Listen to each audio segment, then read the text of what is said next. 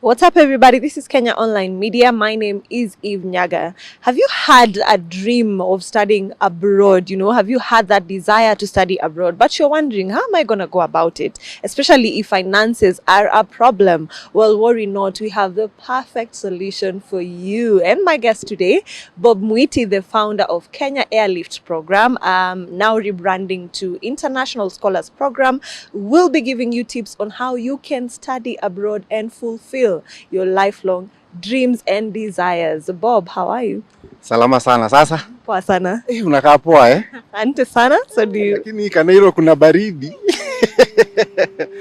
Baridi ni moto. Natetemeka bana. Kuna baridi sana. I thought watu wametoka majua wasikiangi baridi ya Kanairo. Ai, wewe kuna hii Nairobi, it's very cold. Mimi naisikia. More than the US. More than the US. Unajua kwetu kwenye tunakaa. Actually I live in a place called Florida. Huko ni joto. Huko ni kama Mombasa. Yeah, so mimi nasikia baridi. I'm not used to this.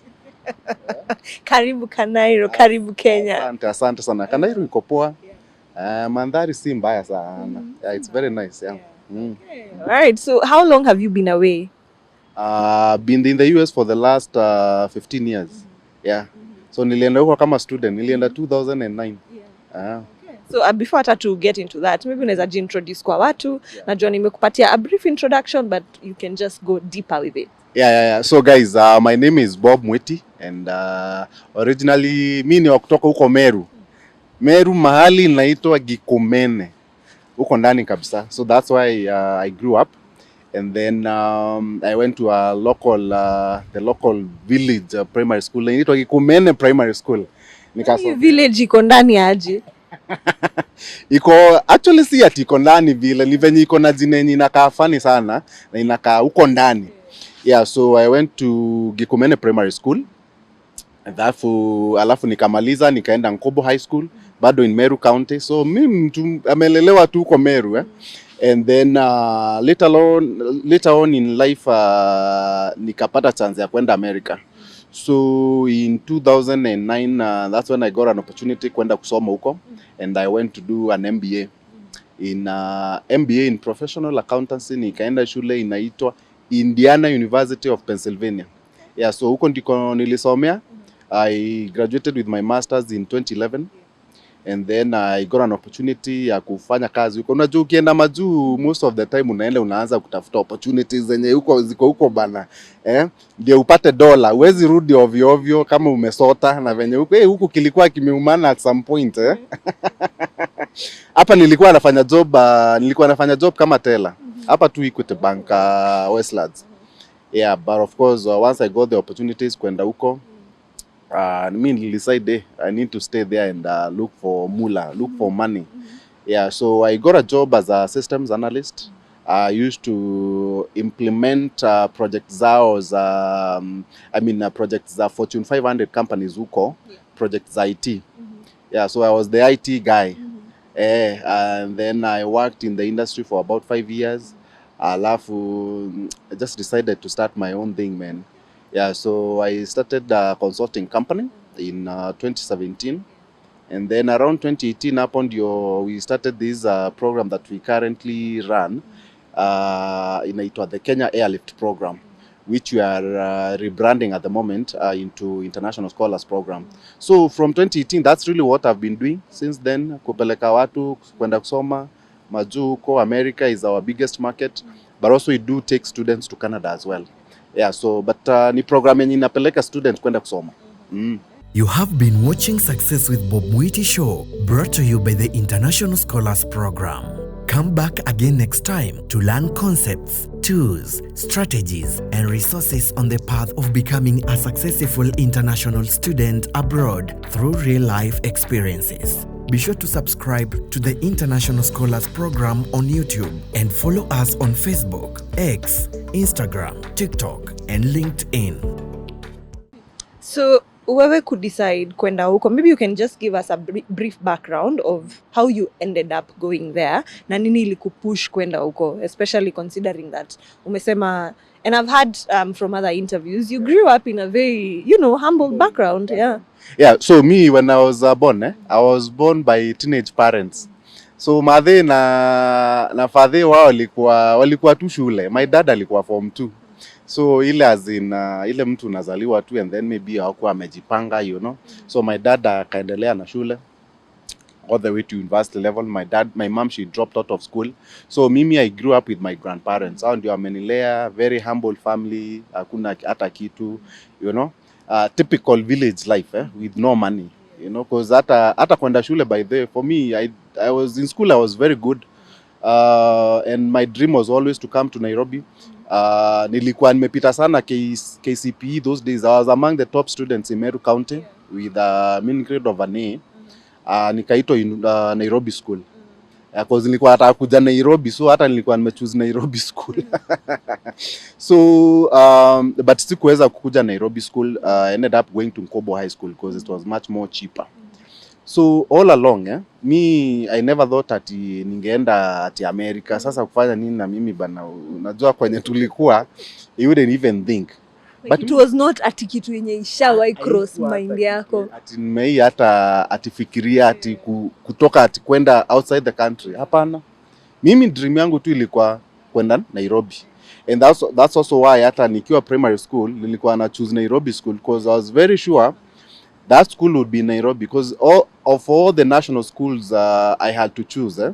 Sikuwa hata kuchoose akina Alliance, akina Mangu, sijui akina nani, because I was not very sure that hizo shule ziko Nairobi. So I was sure Nairobi school iko Nairobi. Juu ya jina. My wisdom at that time ilikuwa inaniambia hiyo shule lazima ikuwe Nairobi. So I chose that one. And actually, even when you were doing our choices KCSE later on, sasa nikiwa high school, also I made sure every course nilipick ya uni iko University of Nairobi. Ndio nikuja Nairobi back. Ulikuwa umetamani kuja Nairobi? Nilikuwa nimetamani kuja Nairobi sana. But coming to Nairobi was a big deal back in the days. Big deal back then. Yeah, because mimi nakumbuka nikuja Nairobi for the first time ilikuwa nikiwa high school. Tulikuwa tumekuja music festivals. I was very good in music. So nilikuja all the way to the nationals hapa KICC. That was my first time.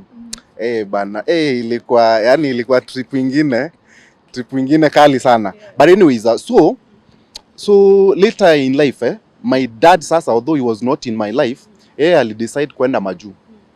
Akaenda UK in 1996. At that point, mi sikuwa kwa life yake. I grew up not knowing who my dad was. Na my grandparents hawakuwa wameniambia anything about yeye. So hapo 1996 yeye akaenda. Me at that time siko kwa life yake.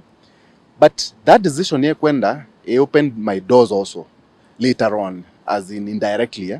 Because so what happened in 2001, nilikuwa na a lot of problems at school fees.